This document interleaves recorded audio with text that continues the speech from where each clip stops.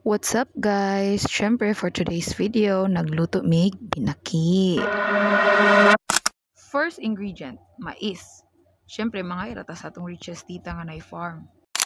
Sunod, papanitan nato atong mais sa atong lulag-lulo, syempre. Sunod, ipakuha ang mga corn kernels sa kanang akong tita nga naka-brown. Kaso, wala ko nagplano nga mag-vlog mo nang wala na ko siya napil og vlog. Tas ipa-blender day na siya nato sa atong mama.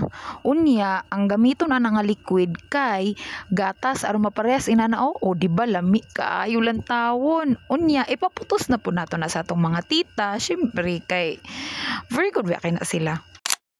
Iplastar din ni siya sa kaldero kay aron lutuon o pabatayan sa atong lula. Kay syempre ako nakatulog man ko, wala na din ko'y video atong nagluto. Ay.